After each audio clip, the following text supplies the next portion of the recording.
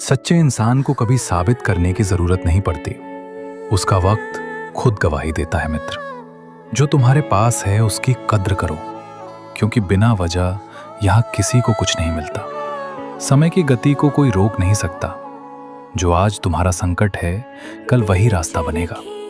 दूसरों के जीवन में झांकने से बेहतर है इंसान खुद के कर्मों को सही करने में ध्यान दे।